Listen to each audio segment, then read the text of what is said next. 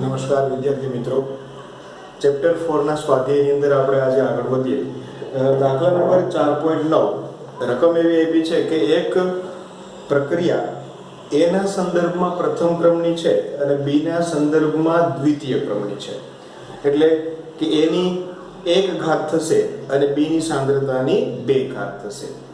તો આના માટે 3 પ્રશ્નો આપ્યા છે. એ પ્રશ્નોના જવાબ આપવાના છે. પહેલો પ્રશ્ન એવો આપ્યો કે વિકલનીય વેગ સમીકરણ લખો.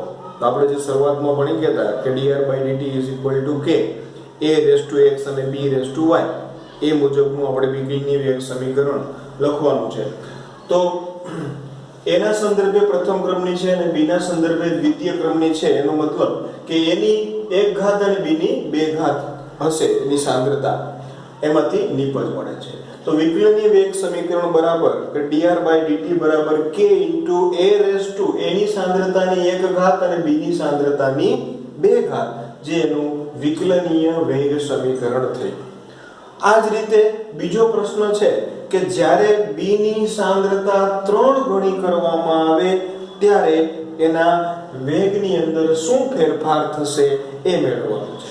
તો આપણને જે મળી ગયું એનું સમીકરણ છે એ વેગ સમીકરણમાં જે b ની સાંદ્રતા છે એની જગ્યાએ 3b લેતા કે વેગ સમીકરણ બરાબર k a ની સાંદ્રતા અને b ની સાંદ્રતાનો વર્ગ માં b ની જગ્યાએ 3b, કારણ કે એની સાંદ્રતા 3 ગણી કરવાની છે. તો 3b લેતા વેગ બરાબર k a ની સાંદ્રતા 3b ની સાંદ્રતાનો સ્ક્વેર. તો હવે આ સ્ક્વેર છે એ 3 ને પણ લાગુ પડશે એટલે 3 નો સ્ક્વેર 9 થશે. તો 9k અને આગળ લઈ લો a ની સાંદ્રતા b ની સાંદ્રતાની 2 ઘાત. તો જે મૂળ વેગ હતો એના કરતા સાંદ્રતા 3 ગણી કરતા એનો વેગ છે એ 9 ગણો થાય છે. કેટલા ગણો? 9 ગણો. આવા MCQ ફ્રીક્વન્ટલી પરીક્ષાની અંદર પૂછાય છે. તો આ સૂત્ર ઉપરથી આપણે એનો જવાબ છે એ આપી શકીએ. જો આ ચેપ્ટરમાંથી MCQ છે એ પણ ગણતરીવાળા અથવા તો દાખલા સૂત્રવાળા MCQ છે એ પૂછાય છે. એટલે ખાસ આનું સ્વાધ્યાય છે એ વ્યવસ્થિત કરજો. લખાણ સંબંધી અને કોયડાઓ આપણે જોઈ ગયા. ત્રીજો પ્રશ્ન એવો આપ્યો છે કે A અને B બંનેની સાંદ્રતા બમણી કરવામાં આવે તો પ્રક્રિયાના વેગમાં શું ફેરફાર થશે એ આપણે જોઈએ. તો A બરાબર 2a લેશું સાંદ્રતામાં અને B બરાબર 2b લેતા વેગના સમીકરણની અંદર આ કિંમતો મૂકીએ. A ની જગ્યાએ 2a અને B ની જગ્યાએ 2b. 2b નો સ્ક્વેર છે એટલે 2 ની 4 ઘાત, 2 ની 2 ઘાત એટલે 4 થશે અને 4 દુ ને 8. તો એનો વેગ છે એ મૂળ વેગ કરતા 8 ગણો થશે. જ્યારે A અને B બંનેની સાંદ્રતા બમણી કરવામાં આવે ત્યારે એનો પ્રક્રિયાનો વેગ છે એ 8 ગણો થશે. તો આ રીતે આપણે એનું સોલ્યુશન છે એ મેળવી શકીએ. આમ જોઈએ તો એકદમ સિમ્પલ છે, પણ આપણને સૂત્રો ખબર હોવી જોઈએ કે વિકલનીય વેગ સમીકરણ dr/dt બરાબર k a⁴ પ્રથમ ક્રમની a માટે એટલે 1 ઘાત અને b⁴ કારણ કે b છે એ સંદર્ભે દ્વિતીય ક્રમ છે. એના પછી દાખલા નંબર 4.10 જે પરીક્ષા માટે ખૂબ જ મહત્વનો પ્રશ્ન છે. આવા પ્રશ્નો 4 માર્ક્સની અંદર પૂછાય છે. તમને A અને B વચ્ચેની પ્રક્રિયાનો પ્રારંભિક વેગ r0 A અને B ની જુદી જુદી સાંદ્રતાઓ માપવામાં આવી અને કોષ્ટક આપ્યું છે. એના ઉપરથી A અને B ના સંદર્ભમાં પ્રક્રિયાનો ક્રમ મેળવવાનો છે કે આ પ્રક્રિયા કયા ક્રમની છે એ તમારે નક્કી કરવાનું છે. તો આપણને ખબર છે કે પ્રક્રિયા ક્રમ નક્કી કરવા માટે x અને y નક્કી કરવા પડે અને પછી એનો સરવાળો કરીએ એટલે આપણને એનો પ્રક્રિયા ક્રમ છે એ મેળવી શકીએ. તો x અને y નક્કી કરવા માટે આપણને જે આપેલી માહિતી છે એના ઉપરથી એનો ઉપયોગ કરીને x અને y મેળવશું. શું આપ્યું છે કે A ની સાંદ્રતા 0.20 હોય ત્યારે B ની સાંદ્રતા 0.30 છે અને ત્યારે એનો પ્રારંભિક વેગ શરૂઆતનો વેગ r0 એ 5.07 × 10⁻⁵ છે. આ પહેલી પરિસ્થિતિ આપી છે. બીજી પરિસ્થિતિમાં પ્રારંભિક તો a ની સાંદ્રતા 0.20, b ની સાંદ્રતા 0.10 અને ત્રીજી r0 એ 5.07 × 10⁻⁵ છે. ત્રીજી પરિસ્થિતિમાં 0.40 a ની સાંદ્રતા, b ની સાંદ્રતા 0.05, ત્યારે એનો પ્રારંભિક વેગ છે 1.41 × 10⁻⁴ છે. તો આ માહિતી ઉપરથી આપણે એનો વેગ, પ્રક્રિયા વેગ લખશું કે ધારો કે a નો પ્રક્રિયાક્રમ x છે અને b નો પ્રક્રિયાક્રમ y છે, તો therefore વિકલનીય વેગ સમીકરણ મુજબ dr/dt k × a⁴x અને b⁴y. આમાં આપણે x અને y મેળવવાનો ને એનો સરવાળો કરવાનો છે. હવે તો કે પ્રક્રિયા વેગ r0, શરૂઆતનો જે પ્રક્રિયા વેગ છે એ આપણે એના સૂત્ર ઉપરથી કે k × a⁴x અને b⁴y, આ કિંમતો આપણે મૂકીએ જે કોષ્ટકમાં આપેલી, અને ત્રણ પરિસ્થિતિ છે તો ત્રણેય પરિસ્થિતિ મુજબ આપણે એક એક સમીકરણ મળશે. એને આપણે નંબર આપી દે સમીકરણ 1, 2 અને 3. હવે પહેલી પરિસ્થિતિ માટે કે a બરાબર 0.20, b બરાબર 0.30 અને એનો r0 પ્રારંભિક વેગ છે 5.07 × 10⁻⁵. તો આ સમીકરણ એ પહેલી પરિસ્થિતિ માટે થયું. માની લો કે પ્રયોગ 1 માટે થયું. બીજો પ્રયોગ છે એના માટે r0 સેમ છે કે a ની કિંમત 0.20, b ની કિંમત 0.10, a ની x ઘાત અને b ની y ઘાત. આને સમીકરણ 2 કહીએ. આવી જ રીતે સમીકરણ 3 મેળવીએ આપણે. તો r0 બરાબર 1.43 × 10⁻⁴ બરાબર કે a ની કિંમત 0.40, b ની કિંમત 0.05, a ની x ઘાત અને b ની y ઘાત. આને સમીકરણ 3 કહીએ. આપણે તો શું મેળવવું છે તો કે x અને y. તો આ જે ત્રણ સમીકરણો છે એના ઉપરથી આપણે x અને y મેળવવા હોય તો જ્યાં r0 ની મૂલ્ય સેમ છે, એટલે કે સમીકરણ 1 અને સમીકરણ 2 ની અંદર જો તમે એનો છેદ ઉડાડો તો a ની કિંમત એ સમાન છે અને r0 ની કિંમત એ સમાન છે, તો આરામથી તમને y છે એ મેળવી શકો. તો પહેલા આપણે સમીકરણ 1 અને સમીકરણ 2 નો ગુણોત્તર લઈએ. તો સમીકરણ 1 લખવાનું, છેદમાં સમીકરણ 2. આ બંને કેન્સલ થશે, k કેન્સલ થશે, x અને a ની કિંમતો પણ કેન્સલ થશે, તો વધશે માત્ર y. એટલે કે 0.30 y અને 0.10 y બરાબર 1. 10 તેરી 30 એટલે 3 ની y ઘાત. 3 ની y ઘાત બરાબર 0, એનો મતલબ કે y બરાબર તમે કઈ કિંમત મૂકો તો જવાબ 1 આવે. તો આપણને ખ્યાલ છે કે કોઈ પણ ની 0 ઘાત એટલે જવાબ 1 આવે. તો અહીંયા સ્વાભાવિક છે કે y બરાબર 0 મૂકો તો જ 3 ની 0 ઘાત બરાબર 1 થશે. એનો મતલબ કે y ની કિંમત આપણને 1 મળી. કેટલી મળી? 1. હવે આપણે x મેળવવો છે તો અહીંયા y કેન્સલ થાય એવા એકેય સમીકરણ નથી, તો કઈ વાંધો નહીં. આપણને થોડુંક સહેલું પડે એવું પહેલું અને ત્રીજું, પહેલું સમીકરણ અને ત્રીજા સમીકરણનો જો ગુણોત્તર લઈએ, પહેલું સમીકરણ ઉપર લખીએ, ત્રીજું સમીકરણ નીચે લખીએ.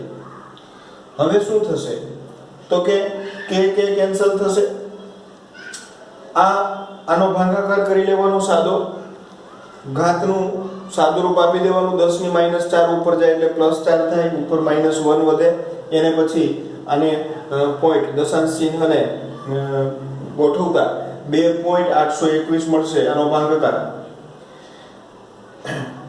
20 દુ 40 એટલે કે 0.20 ભાગ્યા 0.40 એટલે આપણને 2 ની x ઘાત મળશે. કેટલી? 2 ની x ઘાત. અને y ની જગ્યાએ તો આપણે 1 લેશું તો આ બંનેની જગ્યાએ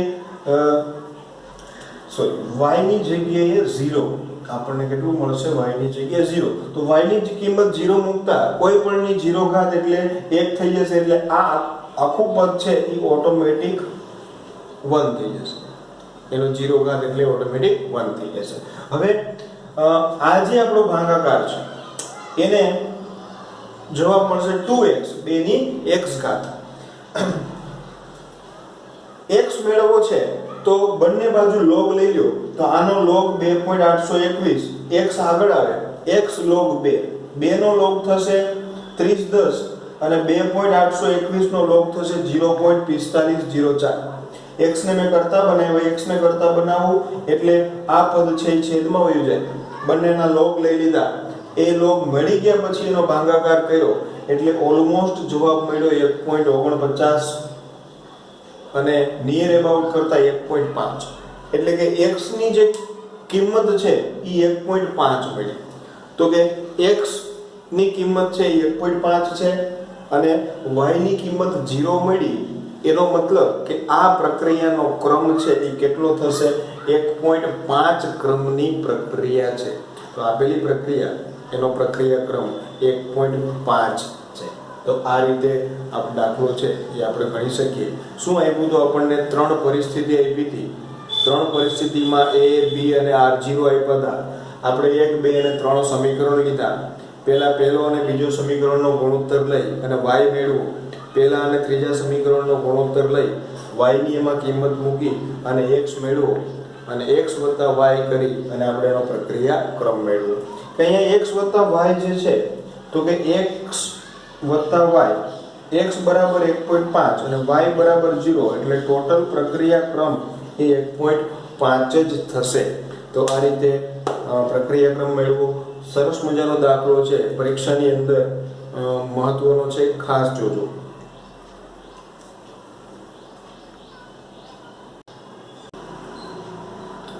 પછીનો જે દાખલો છે 4.11 જે પણ પરીક્ષા માટે ખૂબ જ મહત્વનો છે કે 2a + b it gives c + d પ્રક્રિયાના ગતિકી અભ્યાસ દરમિયાન નીચેના પરિણામો મળ્યા છે એમાં પણ તમને પ્રયોગ 1 2 3 અને 4 આપ્યા છે a ની સાંદ્રતા b ની સાંદ્રતા અને r0 એટલે કે પ્રક્રિયાનો પ્રારંભિક વેગ આપેલો છે આ બધા જ મૂલ્યો પરથી વેગ નિયમ અને વેગ અચળાંક k મેળવવાનો છે વેગ નિયમ એટલે કે વેગ નિયમ બરાબર k a⁻x અને b⁻y x ની જગ્યાએ શું છે y ની જગ્યાએ શું છે તો અલ્ટીમેટ આપણે x ને y તો પહેલા મેળવવાનો જ છે એટલે જે દાખલો આપણે આગળ કર્યો એવો જ x અને y સુધી મેળવી લેવાનો ઈ મળી ગયા પછી ઈ સૂત્રની અંદર x ની કિંમત અને y ની કિંમત મૂકી અને k મેળવવાનો છે એટલે કે વેગ અચળાંક k શું છે એ મેળવવાનો તો સૌથી પહેલા આપણે x ને y મેળવી લઈએ અને પછી k મેળવીએ ધારો કે a નો પ્રક્રિયાક્રમ x છે અને b નો પ્રક્રિયાક્રમ y છે પ્રક્રિયા વેગ k બરાબર a⁻x અને b⁻y છે જેમ આગલા દાખલામાં આપણે 3 સમીકરણ મેળવ્યા હતા એમ અહીંયા 4 સમીકરણ મળશે કે પ્રક્રિયા વેગ r0 6 × 10⁻³ a ની કિંમત 0.1 b ની કિંમત પણ 0.1 a⁻x અને b⁻y સમીકરણ 1 આવી જ રીતે સમીકરણ 2 7.2 × 10⁻² k × x⁻0.3 અને b ની જગ્યાએ 0.2 સમીકરણ 2 આ જ રીતે સમીકરણ 3 2.88 × 10⁻1 બરાબર k a ની જગ્યાએ 0.3 b ની જગ્યાએ 0.4 a⁻x અને b⁻y સમીકરણ 3 કહેશું હવે સમીકરણ 4 તો કે 2.40 × 10⁻² બરાબર k a ની જગ્યાએ 0.4x અને b ની જગ્યાએ 0.1y સમીકરણ 4 આ રીતે 1 થી 4 સમીકરણ આપણને મળી ગયા હવે એનો ગુણોત્તર લઈ અને x અને y મેળવીએ તો ગુણોત્તર લેવા માટે થોડુંક સમીકરણોમાં જોવાનું કે કોનો ગુણોત્તર લેવાથી આપણને કેલ્ક્યુલેશન ઈઝી પડે તો અહીંયા 0.1 અને 0.1 બે જગ્યાએ છે તો b નો લોગ થઈ જશે તો સરળતાથી આપણને ત્યાં x છે એ મળી શકશે અહીંયા 0.3 અને 0.3 છે તો એનો મતલબ 2 અને 3 નો ગુણોત્તર લેવાથી આપણે સરળતાથી y મેળવી શકાય તો સૌથી પહેલા આપણે સમીકરણ 4 અને સમીકરણ 1 નો ગુણોત્તર કરીએ જો મોટે ભાગે જે ની સંખ્યા મોટી હોય ને એને અંશમાં રખાય અને નાની સંખ્યા હોય એને છેદમાં રખાય. અહીંયા -2 છે અને -3 છે. -2 મોટા છે એટલે અંશમાં રાખ્યા. બરોબર? એવું કઈ જરૂરી નથી, તમે ફેરવી શકો. તો છેલ્લે જવાબ છે એને તમારે વ્યસ્ત કરી નાખવાનો. તો 2.40 × 10⁻² બરાબર k × 0.4 ની x ઘાત ને 0.1 ની y ઘાત. આ જ રીતે છેદમાં સમીકરણ 1 6 × 10⁻³ k 0.1 ની x ઘાત અને 0.1 ની y ઘાત. k કેન્સલ કરો, y કેન્સલ થશે. આનો ભાગાકાર 4 આવશે. ભાગાકાર 4 આવશે. હવે 0.4 ભાગ્યા 0.1 એનો મતલબ એનો ભાગાકાર પણ 4 આવશે. બંનેમાં x છે એટલે કોમન એની x ઘાત થશે. x બરાબર તમે કેટલા મૂકો તો જવાબ 4 આવે. તો એનો મતલબ કે x બરાબર 1 મૂકીએ તો જ કોઈ પણ ની 1 ઘાત છે તો મૂળ 2 ની 1 ઘાત એટલે 2, 3 ની 1 ઘાત એટલે 3, તો 4 ની 1 ઘાત એટલે 4. એનો મતલબ કે x બરાબર 1 આવશે. આપણને કિંમત મળી ગઈ કે x બરાબર 1 છે. હવે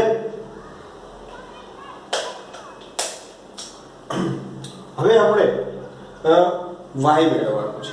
તો એના માટે સમીકરણ 3 અને સમીકરણ 2 નો ગુણોત્તર લઈએ.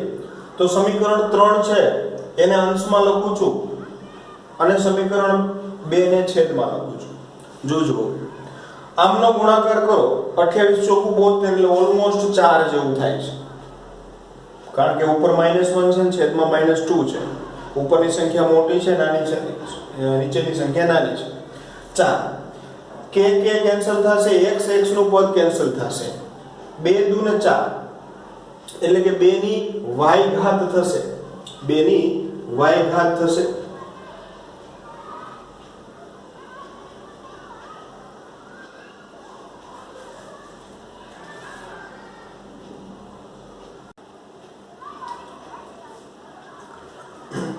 ની y ઘાત એટલે કે y બરાબર જો તમે 2 લો તો 2 ની 2 ઘાત એટલે 4 થાય. ઇટ મીન્સ કે y બરાબર 2 થશે. x બરાબર 1 મળ્યા, y બરાબર 2 થઈ ગયા. પ્રક્રિયા ક્રમ 2 + 1 એટલે 3 થવો જોઈએ. તો આ પ્રક્રિયાનો જે પ્રક્રિયા ક્રમ છે 3 થશે. આનો પ્રક્રિયા વેગ k બરાબર a⁻1 અને b⁻2.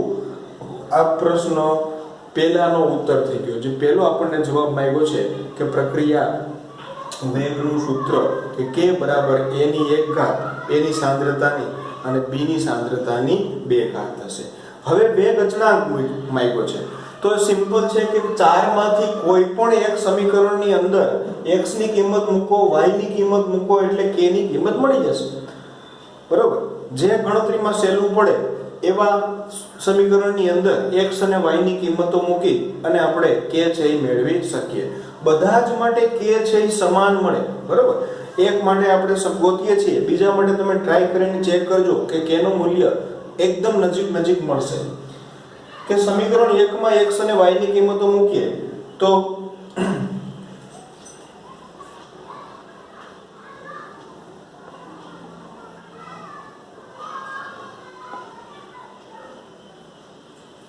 સમીકરણ 1 માં x અને y ની કિંમતો મૂકતા 6 × 10⁻³ બરાબર k 0.1 ની 1 ઘાત ને 0.1 ની 2 ઘાત. k ને કરતા બનાવો. આ પદ ઉપર રહેશે. 0.1 ના છેદમાં 0.01. 0.1 નો વર્ગ કરતા 0.01. આ 0.-3 અને આ કેન્સલ થશે એટલે માત્ર વધશે 6. તૃતીય ક્રમની પ્રક્રિયા છે એટલે એનો એકમ થશે મોલ -2 લિટર 2 અને મિનિટ ઇન્વર્સ એ એનો એકમ થશે. તો આ રીતે આ દાખલો જે આપણને રકમની અંદર 4 પ્રયોગ આપ્યા હતા એ 4 પ્રયોગ ઉપરથી એનો પ્રક્રિયા વેગના 4 સમીકરણ લીધા.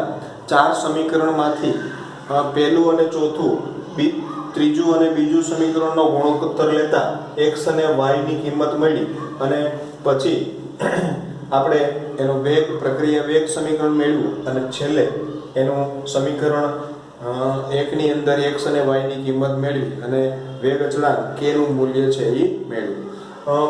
દાખલા નંબર 4.10 ની અંદર જે અહીંયા x મેળવવાનો છે ને, આ પદ વ્યસ્ત કરેલું છે. મેં અહીંયા સ્ટેપ બતાવ્યું નથી, પણ એ સ્ટેપ છે એ વ્યસ્ત કરેલું છે. હા, દાખલા નંબર આની અંદર આનો જે ભાગાકાર આવશે એ અને આનો જે ભાગાકાર આવશે ને એ 0.5 આવશે. પછી એને વ્યસ્ત કરેલું છે એટલે 1/2 આવશે. તો 2 ને અંશમાં લઈ ગયા અને આ જે છે ને 1 ને 1 વડે જે કિંમત આવી તેને ભાંગી છે એટલે આ કિંમત મળી. બરાબર, એટલે મેં એક સ્ટેપ છે વચ્ચે લખ્યું નથી, પણ તમે ધ્યાન રાખજો. આનો ભાગાકાર છે 1/2 આવે અને આનો ભાગાકાર છે એ 3 point something એવો આવે છે. બરાબર, એને 3 point something ભાંગ્યા 1 કરવાથી આપણને આ જવાબ મળશે. એનો વ્યસ્ત કર્યા છે બંનેના, એટલે પછી આપણને x લોગ લેવાનો અને x બરાબર આપણને 1.5 મળે છે. ઓકે, હવે આપણે દાખલા નંબર 4.12. 4.12 ની અંદર રકમ એવી આપેલી છે કે a અને b વચ્ચેની પ્રક્રિયા a ના સંદર્ભમાં પ્રથમ ક્રમની છે અને b ના સંદર્ભમાં શૂન્ય ક્રમની છે. તો એક કોષ્ટક આપ્યું છે અને કોષ્ટકમાં જે ખાલી જગ્યાઓ આપી છે એ આપણે મેળવવાની છે. તો આમ તો જે 10 અને 11 જે દાખલા ગણ્યા એને અનુરૂપ જ આ દાખલો પણ છે. જોઈએ કે પ્રયોગ 1, 2, 3 અને 4 આપ્યા છે. a ની સાંદ્રતાઓ, b ની સાંદ્રતાઓ અને પ્રારંભિક વેગ એનો r0. પહેલાની અંદર બધી જ વસ્તુ આપેલી છે. બીજામાં a ની સાંદ્રતા નથી આપી, ત્રીજામાં r0 નથી આપ્યો, ચોથામાં a ની સાંદ્રતા નથી આપી. તો જે પહેલામાં બધું આપેલું છે ને એના ઉપરથી આપણે k મેળવી લઈએ, કારણ કે k નો ઉપયોગ થશે અને ચારે ચાર પ્રયોગની અંદર k નું મૂલ્ય સમાન હશે. તો પ્રક્રિયા વેગ k બરાબર a⁻1. શું કામ એવું? તો કે રકમમાં જ કહી દીધું આપણને કે a ના સંદર્ભમાં પ્રથમ ક્રમની છે અને b�0 તો કે b ના સંદર્ભમાં શૂન્ય ક્રમની છે, એટલે કે b ની સાંદ્રતાની 0 ઘાત. હવે 0 ઘાત હોય તો 1 થાય, એટલે b ની મૂલ્યનો આપણે ક્યાંય મૂકવાનું થશે નહીં. ઓકે, હવે k ને કરતા બનાવો તો k બરાબર પ્રક્રિયા વેગ પહેલાના સંદર્ભમાં 2 × 10⁻2 ઘાત ના છેદમાં a ની સાંદ્રતા 0.1 ભાગાકાર કરતા જવાબ મળશે 0.2 મિનિટ ઇન્વર્સ. અહીંયા જે r0 છે એ મિનિટ ઇન્વર્સમાં આપેલું છે આપણને. ઓકે, k મળી ગયું. આ k નો ઉપયોગ આપણે બીજા સમીકરણમાં કરીએ તો પ્રયોગ 2 માં a ની ગણતરી માટે કે પ્રક્રિયા વેગ બરાબર k × a⁻1 a મેળવવાનો છે અહીંયા. તો a ને કરતા બનાવો તો a બરાબર પ્રક્રિયા વેગના છેદમાં k. તો બીજી પ્રક્રિયા માટે પ્રક્રિયા વેગ એનો 4 × 10⁻2 આપેલો છે અને k ની કિંમત આપણને 0.2 મળી. 4/0.2 અને × 10⁻2 કરતા જવાબ આપણને 0.2 મોલ પ્રતિ લિટર મળશે, કારણ કે સાંદ્રતા છે એ છે એ સાંદ્રતાના ફોર્મમાં છે, તેથી આપણને 0.2 મોલ પ્રતિ લિટર મળશે.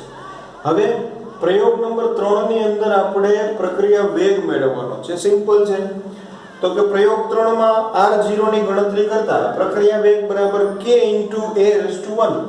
k પહેલી જ વારમાં મેળવી લીધો આપણે 0.2 અને a ની કિંમત ત્રીજા પ્રયોગ માટે 0.4 છે. બેનો ગુણાકાર કરો, 4 × 8 0.08 મોલ પ્રતિ લિટર, જે એનો પ્રક્રિયા વેગ પ્રારંભિક વેગ થશે r0. ચોથા પ્રયોગની અંદર a ની સાંદ્રતા મેળવવાની છે. તો ચોથા પ્રયોગમાં a ની ગણતરી કરતા પ્રક્રિયા વેગ બરાબર k × a⁻1 એ કરતા બનાવો. પ્રક્રિયા વેગ ચોથા પ્રક્રિયા માટે 2 × 10⁻2 ભાગ્યા k નું મૂલ્ય 0.2. આનો ભાગાકાર કરતા જવાબ મળશે 0.1 મોલ પ્રતિ લિટર, કે જે ચોથા ક્રમની પ્રક્રિયા માટે a ની સાંદ્રતા થશે. તો આ રીતે a ની સાંદ્રતા અને એનો શરૂઆતનો વેગ અને આપણે એનો વેગ અચળાંક k મેળવ્યા. એના પછીનો જે દાખલો છે 4.13. MCQ ની અંદર ખાસ આવા પ્રશ્નો પૂછાય છે. એમ કીધું છે કે પ્રથમ ક્રમની પ્રક્રિયા નીચે આપેલી છે એનો વેગ અચળાંક પરથી પ્રથમ ક્રમની પ્રક્રિયાના અર્ધ આયુષ્ય સમય મેળવો. એટલે કે વેગ અચળાંક k આપી દીધા અને k ઉપરથી અર્ધ આયુષ્ય સમય t1 મેળવવાના છે. તો સૌથી પહેલા આપણને પ્રથમ ક્રમની પ્રક્રિયા માટેના અર્ધ આયુષ્ય સમયનું સૂત્ર આવડવું જોઈએ કે t1 is equal to 0.693 by k. બરાબર, t1 બરાબર 0.693 by k. આમાંથી k નું મૂલ્ય આપેલું છે તો બધામાં k ના મૂલ્ય મુક્ત જાવ એટલે આપણને આરામથી t1 મળે. ત્રણ પરિસ્થિતિમાં આપણને t1 મેળવવાના કીધા છે. એક એક પછી એક આપણે જોઈએ. જ્યારે k બરાબર 200 સેકન્ડ હોય, સેકન્ડ ઇન્વર્સ હોય, ત્યારે t1 કે t1 is equal to 0.693 by k. therefore t1 is equal to 0.693 by 200. ભાગાકાર કરો એટલે 3.46 into 10⁻³ સેકન્ડ એનો અર્ધ આયુષ્ય સમય મળશે કે જ્યારે એનો k 200 સેકન્ડ ઇન્વર્સ હોય ત્યારે. બીજી પરિસ્થિતિની અંદર k નું મૂલ્ય 2 મિનિટ ઇન્વર્સ આપેલું છે. તો 2 મિનિટ ઇન્વર્સ જ્યારે k હોય ત્યારે t1 કેટલો? તો t1 is equal to 0.693 by 2. આપણને મળશે t1 બરાબર 0.346 મિનિટ, કારણ કે k નું મૂલ્ય છે એ મિનિટ ઇન્વર્સમાં હતું. ત્રીજું ઓપ્શન k બરાબર 4 યર્સ ઇન્વર્સ, પ્રતિ વર્ષ, 4 પ્રતિ વર્ષ છે. તો t1 is equal to 0.693 by 4 ભાગાકાર કરતા 0.17 યર્સ આપણને એનો t1 હાફ મળશે, અર્ધ આયુષ્ય સમય. તો આ રીતે અલગ અલગ ત્રણ પરિસ્થિતિની અંદર આપણે એના t1 હાફ મેળવા. કોના ઉપરથી? તો કે વેગ અચળાંક k આપેલો હતો અને એટલું કીધું હતું કે આ પ્રક્રિયા છે એ પ્રથમ ક્રમની છે. જો શૂન્ય ક્રમની હોય તો આપણે t1 નું સૂત્ર છે એ શૂન્ય ક્રમની પ્રક્રિયાનું મૂકવું પડે. ઓકે, દાખલા નંબર 4.14 છે. એક રેડિયો સક્રિય કાર્બન 14 નો રેડિયો એક્ટિવ ક્ષયનો અર્ધાયુષ્ય સમય, એટલે કે કાર્બન 14 જે સમસ્થાનિક છે અને જે રેડિયો એક્ટિવ છે એવું કીધું. અને લગભગ મોટા ભાગની રેડિયો એક્ટિવ પ્રક્રિયાઓ છે એ પ્રથમ ક્રમની પ્રક્રિયા હોય છે. ઓકે, એનો ક્ષય એટલે ખવાવાનો જે અર્ધાયુષ્ય સમય એ 5730 વર્ષ છે. એટલે કે અર્ધાયુષ્ય સાંદ્રતા અડધી થવા માટેનો સમય છે એ 5730 વર્ષ છે. એક પુરાતત્વ કૃત્રિમ વસ્તુ કે જે જીવિત વૃક્ષમાં મળેલા કાર્બન 14 ના માત્ર 80% કાસ્ટ ધરાવે છે. એટલે કે જ્યારે મળી ત્યારે એમાં એની ટકાવારી 80% હતી. તો શરૂઆતની સાંદ્રતા 100% લ્યો અને પછીની સાંદ્રતા કેટલી લ્યો? 80%. એટલે કે R0 100 લ્યો અને R છે એ 80 લ્યો. તો નમૂનાનું આયુષ્ય અંદાજે કેટલું હશે? આ નમૂનો કેટલા વર્ષ પૂરો હશે? જો કાર્બન ડેટિંગ પદ્ધતિથી કોઈ પણ પુરાતત્વ વસ્તુઓનું આયુષ્ય મેળવવામાં આવે તો આપણે પણ એવો જ એક પ્રયાસ કરીએ કે એ નમૂનો કેટલા વર્ષ પુરાનો હશે એનો સમય આપણે મેળવી લઈશું હમણાં. તો સૌથી પહેલા તો આપણે એનો k મેળવવો પડશે. પ્રથમ ક્રમની પ્રક્રિયા છે એ આપણને ખબર પડી ગઈ. કઈ રીતે? તો કે રેડિયો એક્ટિવ પ્રક્રિયા છે. ત્યારે મોટાભાગની રેડિયો એક્ટિવ પ્રક્રિયાઓ છે એ પ્રથમ ક્રમની હોય છે. કે કાર્બન 14 નો t1 5730 વર્ષ આપેલો છે. રેડિયો એક્ટિવ પ્રથમ ક્રમની પ્રક્રિયા હોવાથી t1 is equal to 0.693 by k. k ની કિંમત આપી દી, k ને કરતા બનાવો t1 ની કિંમત મૂકી દઈએ એટલે કે 0.693 by 5730 ભાગાકાર કરતા જવાબ મળશે 1.21 × 10⁻⁴ યર ઇન્વર્સ. બરાબર છે? k મળી ગયો. તો હવે k મળી ગયા પછી પ્રથમ ક્રમની પ્રક્રિયા માટેનું જે સૂત્ર છે, આમ તો k કરતા હોય ત્યાં પણ આપણે t મેળવવો છે એટલે t અને k ના સ્થાન બદલાવી નાખ્યા. તો t બરાબર 2.303 ના છેદમાં k log r0 ના છેદમાં r. મેં હમણાં જ તમને ચર્ચા કરી એ મુજબ કે શરૂઆતની સાંદ્રતા તો કે 100% હતી. કેટલું ક્ષયન થાય છે? તો કે 80% બચે છે. તો પછીની સાંદ્રતા છે એ કેટલી થાય? તો કે 80%. તો R0 બરાબર 100 અને R બરાબર 80 આ કિંમતો મૂકતા કે t બરાબર 2.303 ના છેદમાં 1.21 ગુણ્યા 10 ની -4 log 100 ના છેદમાં 80 100 ના છેદમાં 80 ભાગાકાર કરો એટલે 1.25 મળે. આનો ભાગાકાર કરો એટલે 1.903 × 10⁻4 મળે છે. આ જે માઈનસ ઘાત હતી ઉપર લઈ ગયો. 1.25 નો log જો એટલે 0.0969 મળે. એનો આની સાથે ગુણાકાર કરો 0.1844 ગુણ્યા 10 ની 4 ઘાત. 10 ની 4 ઘાત વડે ગુણી નાખો એટલે 1844 નિયર અબાઉટ 1844 વર્ષ જૂનો એ નમૂનો હોવો જોઈએ. તો આપણે એ નમૂનો કેટલા વર્ષ જૂનો છે એ પણ મેળવી લીધો. શું કર્યું દાખલામાં? તો તમને જે T1 આપ્યો હતો એના ઉપરથી K મેળવી લીધો અને ઈ K નો ઉપયોગ કરી અને એનો T મેળવી લીધો. એટલે કે નમૂનો કેટલો જૂનો હતો એ આવા પણ દાખલાઓ છે એ પૂછાઈ શકે. ઘણી વખત કોમ્પિટિટિવ એક્ઝામમાં MCQ ની અંદર પણ આવા કોયડાઓ હોય છે. તો વ્યવસ્થિત આના જેવા જો સેમ બેઠા બેઠા પ્રશ્નો પૂછાવાની શક્યતાઓ MCQમાં ખૂબ ઓછી કેમિસ્ટ્રીમાં, પણ એને જેવા થોડીક રકમમાં ચેન્જ હોય અથવા તો થોડોક સૂત્રની અંદર ફેરફાર કરીને તમે દાખલા છે એ ગણી શકો. Thank you.